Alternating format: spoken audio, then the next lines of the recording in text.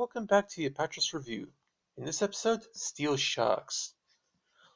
Now, this film was a direct-to-video feature that premiered in an American video stores on 25th of June 1997, directed by Rodney McDonald. Now, this film was released in both singles and multi-packs here in Australia through Flashback Entertainment and RAAM Multimedia. Now for the story. A week after the fundamentalist Islamic government of Iran is overthrown in a coup, several elements of the former Revolutionary Guard are still active, having used the opportunity to engage in illegal activity and are planning to build up their chemical weapons stockpiles. To achieve this, they kidnap a UN chemical weapons inspector who is checking Iraqi factories to make sure they're abiding by international law. To rescue the inspector, the US military sends in a strike team of Navy SEALs codenamed the Steel Sharks. This team, including last-minute replacement rookie Bob Rogers, are taken to the Iranian coast by submarine, then mount an assault on the building where the inspector is being held. Killing everybody they come across, the SEALs rescue the hostage, but in trying to reach the extraction point, they are overwhelmed by the Iranian soldiers. With one member killed in the fight, the surviving SEALs and the inspector are taken aboard an Iranian submarine that has been kept secret from the world, and the sub's commander is keen in using them as human shields to protect the sub while he mounts an attack on the US Navy. With a US submarine keeping its distance but doggedly tailing it, the Steel Sharks attempt to escape the Iranian sub, engaging in battles with the crew. Now, this was another card-carrying member of the dozen or so military-themed direct-to-video action films released by Royal Oaks Entertainment during the mid-1990s. It was a company that was founded by former actor Andrew Stevens and former tennis player Ashok Amritraj. Steel Sharks is an unexceptional routine action that doesn't really do anything to elevate itself above the sheer flood of direct-to-video actions of the 1990s.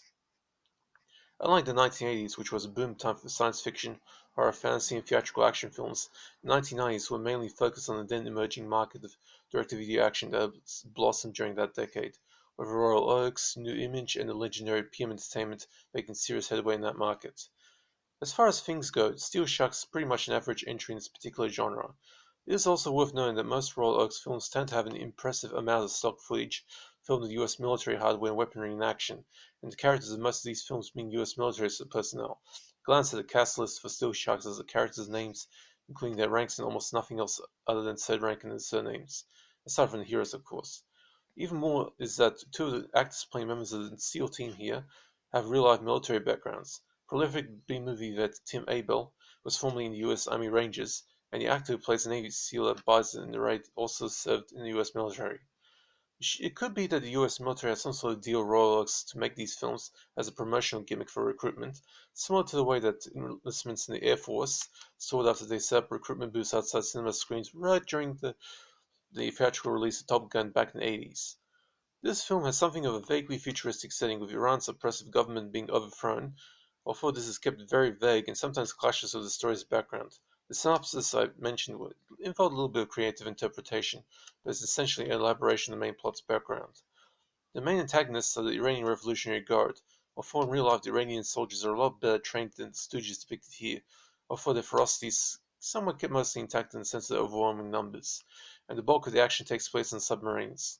I guess the inclusion of Russian submarine officers and advisors to the rather sociopathic Iranian submarine captain here does kind of work in plausibility, given the two countries' somewhat mutual involvement in military matters. I dare anyone who disagrees to try to do any research on this. I'm not an expert in this particular facet of the story, but given the hostile nature of the Iranian military, I don't think you'll be able to find out too much about that through simple Google searches. Submarine action is perhaps the most boring of all military combat scenarios. Come on, can you seriously get excited about two underwater boats firing torpedoes at each other while their crews count seconds before each impact? Unless it's a World War II scenario in the film Das Boat, the best of all submarine war movies. This really doesn't do anything to elevate your adrenaline at all. As such, the fight scenes and shootouts inside the sub fare better, as improvised weapons a chemical weapons expert fashions out of kitchen supplies are entry-level chemical weaponry, although you can't show anything more advanced, otherwise someone might take up the challenge to make themselves their own such weapons and cause some real havoc, like terrorist attacks. I particularly like the seriously beefed-up electric sparklers that comprise rolls of aluminium foil filled with match heads, referred to in the film as banger sticks. Those things look pretty gnarly. Acting is good enough, solid acting from the main cast if you're a fan of US military action films, and plenty of those out there. Hell, even I enjoy these as well. This will be perfect as matinee TV viewing. Steel Sharks gets a C, a 4 out of 10, average as can be.